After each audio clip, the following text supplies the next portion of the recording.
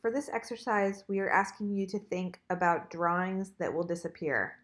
I'm going to talk you through the assignment sheet and show you some examples that play with the idea of disappearance.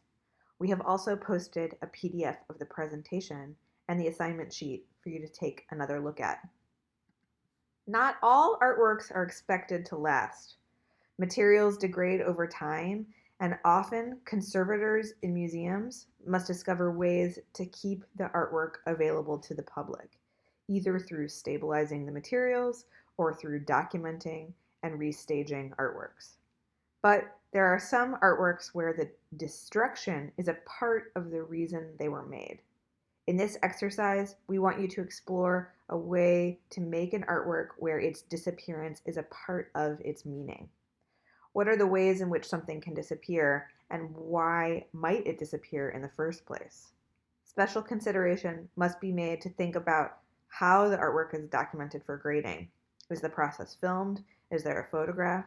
Are we left with some residue? You will have to decide what is best for your specific idea. You will create an artwork that disappears. Consider the conceptual underpinnings of why it might disappear and how. What are the reasons the work of art might disappear? Will a disappearance happen through an active process, like erasing, or through a passive process, like drying? We also want you to write a 250-word response to an artwork that explores disappearance that is shown in this presentation. And finally, you will write a 250-word reflection on your own artwork that explores disappearance. Share with your classmates how and why your artwork disappeared.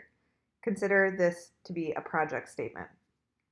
Our objectives for the assignment are to introduce a wide variety of artworks that explore removal, time, erasure, or disappearance, to explore methods that might not have been provided by your faculty, increasing your ability to come up with ideas and problem solve.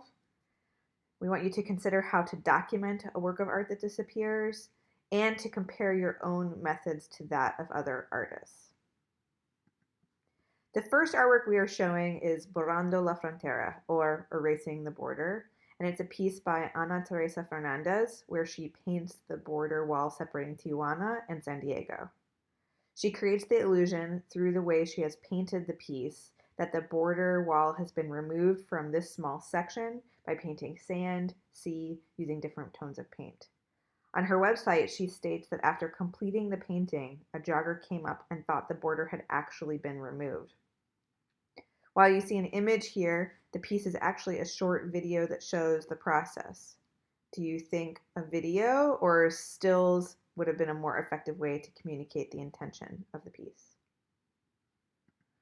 Robert Rauschenberg's piece, Erased de Kooning Drawing from 1953, actually erases an artwork by a well-known artist.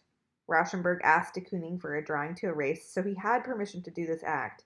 But the way it is framed and matted, with a label that says it is an erased drawing by de Kooning, makes the piece psychologically loaded. It feels like a violation. Rauschenberg was interested in pushing the limits of what an artwork can be and how it is made. Imagine the content and meaning that could be present in the act of erasing. You could erase a work of art by an artist you dislike, or erase the statements of different people or political figures you disagree with to communicate your opinions. Neha Chokski's ice boat is a little different. Chokski's video shows her rowing a boat that is made of ice until it melts and she is just floating in the water. You can imagine the feeling of sitting on ice, the physical, bodily cold experience, and you also know as a viewer that the ice will melt. You know the act is absurd, but it's also poetic. Jordan Wolfson's piece, Neverland, is a 4-minute video of Michael Jackson's eyes from an interview with Jackson from 1993. Wolfson removed all of the information except his eyes and replaced it with Jackson's skin tone from a single pixel on his nose. What does removing the context like this do to the meaning of the original interview?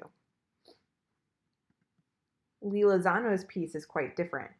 She created an artwork for a show in New York City that required her removing herself from the art world.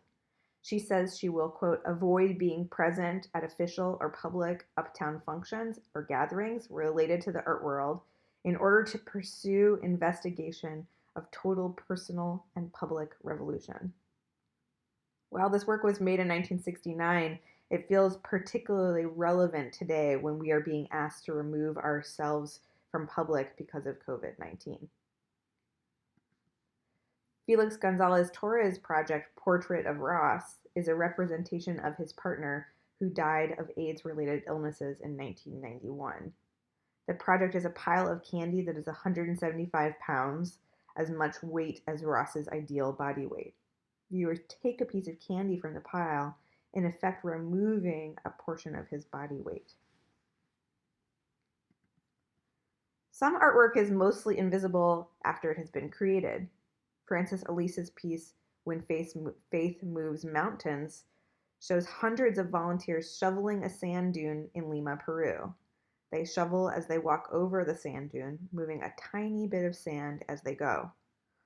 While they work together and exert a lot of effort, when it is over, you can see no change in the mountain. Instead, the action is futile, but the power exists in the collective action and experience of those volunteers.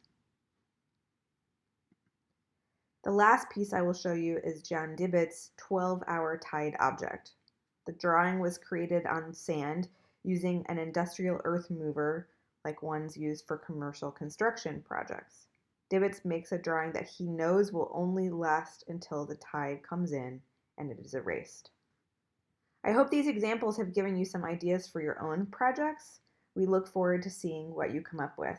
Thanks. Have a great day.